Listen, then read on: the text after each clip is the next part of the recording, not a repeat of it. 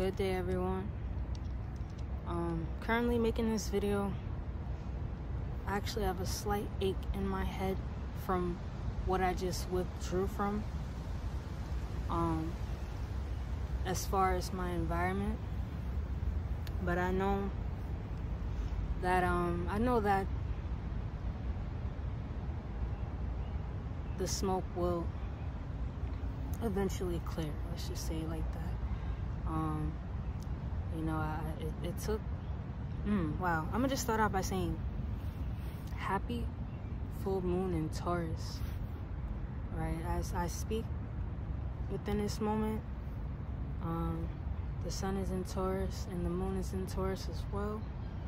So I'm just waiting for the sun to set so I can have a visual of what it's like. But the energy itself has been extremely potent and prevalent.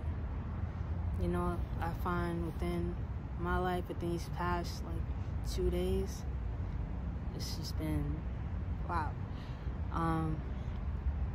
It's just been bringing up topics of just change, you know, for me. And you know, it's been, I remember like weeks before, like I've always wanted this change. You know, I was just so used to my conditioning, you know.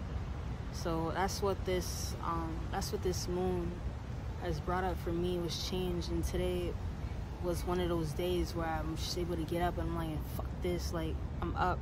You know, I'm up and it's done. You get what I'm saying? So give thanks for that.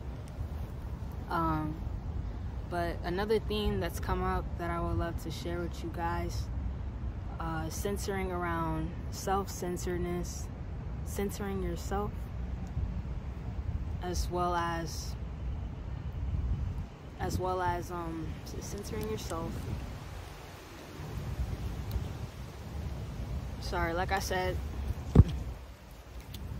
my head is aching a little bit, but between self-centeredness and being self-absorbed. Yes, that's what I'm trying to say. Self-absorbedness and self-centeredness. Now, the thing about that, in certain cases, you gotta center yourself.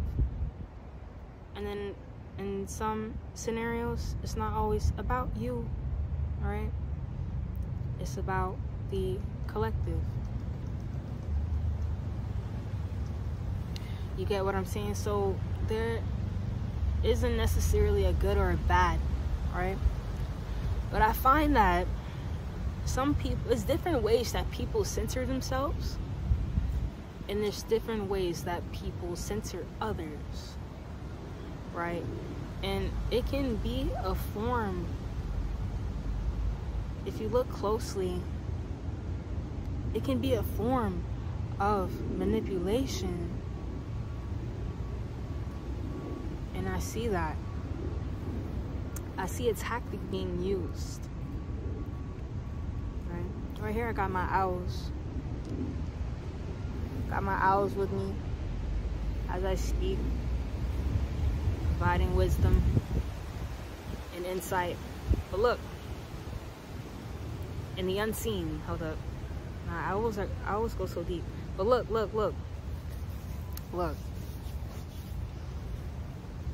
People, you can center yourself in two different ways, right? You can center yourself, whereas to make others center you, whereas you're not even really putting much into you. Others are doing, others are building you and doing for you, and work, it could be working for you, or not necessarily labor and money wise, like work, like that type of work. I'm just saying, like generally, like people are doing for you. Or you can have it so that other way around, where it's like people, you aren't doing for people, and you're just doing for yourself. Sorry, oh my god, I'm sorry. This sounds like a tongue twister, but look, you're doing for yourself and not for others. That's a form of self-centeredness. Or you have it so that you're doing nothing for yourself and others are doing everything for you. That's also the collective, or let's say it like that, the collective are doing for you, whilst you are neglecting self or doing least for self and relying and depending on the collective to do for you. Now, both of those aspects are self-centeredness. Now, or just a form, let's just say like a form of being self-absorbed, right? You got self-centeredness and you have censoring yourself, right? So that would be more so of censoring yourself and not considering others, right? But then when you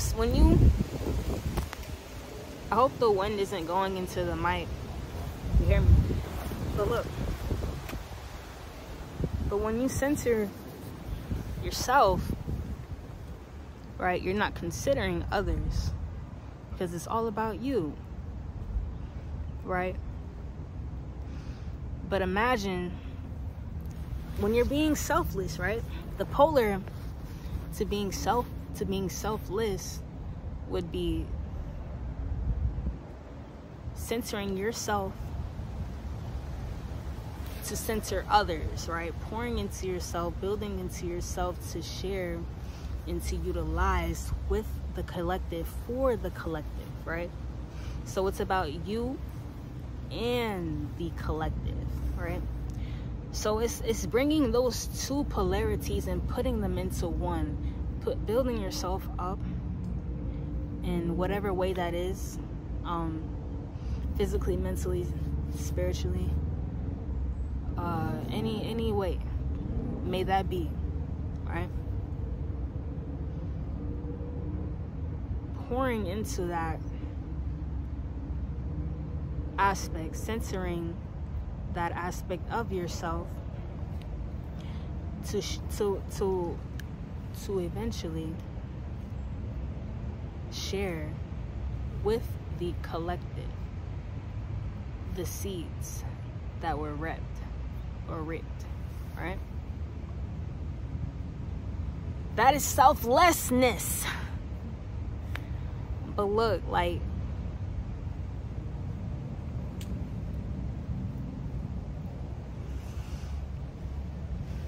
just one scenario, right? Just one scenario.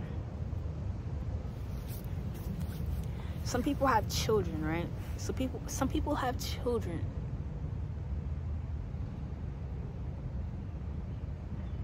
Not thinking about, let's just say like this. Some people have children for their own interests, right? Not considering that child, that being as an individual, and considering their experience in their lives, what could outcome of it, right? It's all about, this is what I want. Some people might bring life with the thought that, well, this offspring is gonna take care of me when I get older. I don't gotta take care of myself. Oh my God. And dude, this topic right here, I don't have to take care of myself because somebody else will.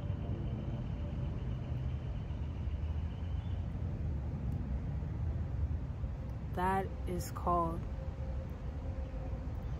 being a self-absorbed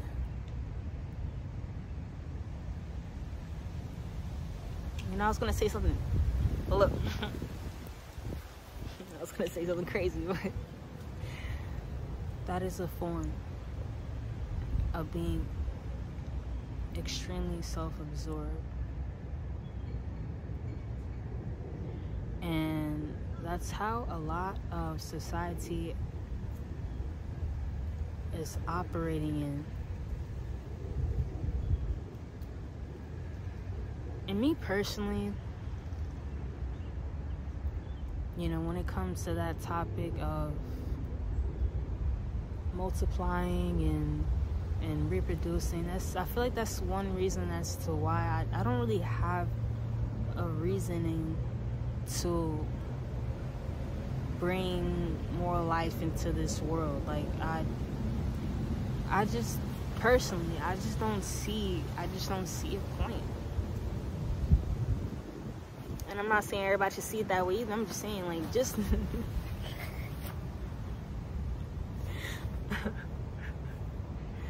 but I'm just saying, because it's like, it's not about me.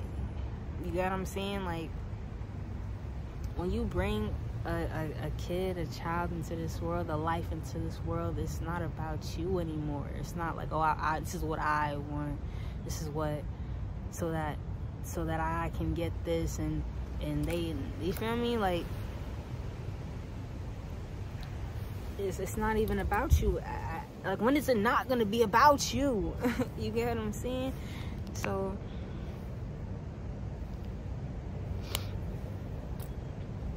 that is really fucked up though. Like, to sit there and to put an unrealistic expectation for your own self needs and interests. This is just a theme that I see so frequently, whether that's personally or whether that's societally. Like, yes, this is something that's frequently ongoing, and this is a form of toxic self-centeredness. And bruh, like, we have to stop doing this shit. You cannot expect shit from anybody. I'm telling you, man.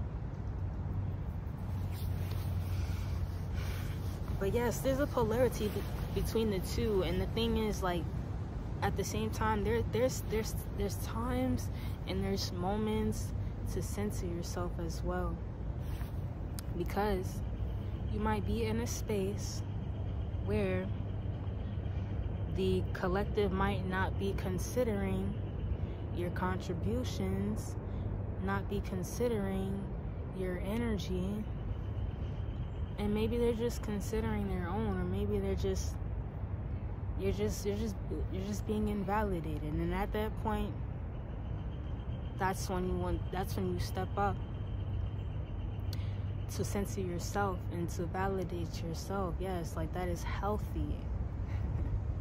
That's healthy, and that's necessary. And you can't, you feel me? Like,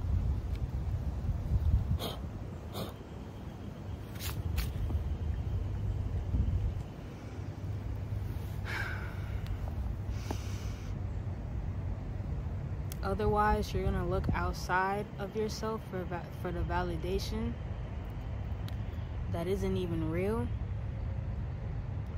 that is fake, and in turn, that will lower your esteem, that will lower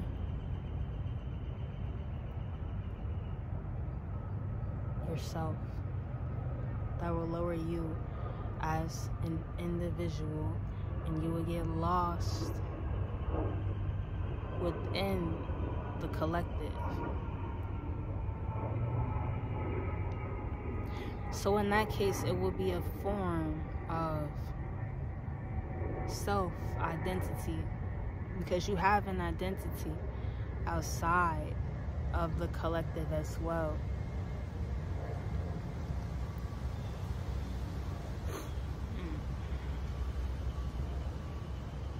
But yeah, I'm gonna leave it at that. This is my take on the polarity of self-centeredness, being self-absorbed, and censoring yourself. Don't use other people to censor yourself, but also know when to censor yourself and validate yourself. so that you know and remember that you are worthy, that you are capable, and that you are able. So I'm gonna leave it at that. Let me know what you think. I appreciate you for watching. I will see you on the next one. This is Afro. I also go by aaquariandream. And I'm gonna leave you at that. Happy new moon. Happy spring. And happy new beginnings. Later.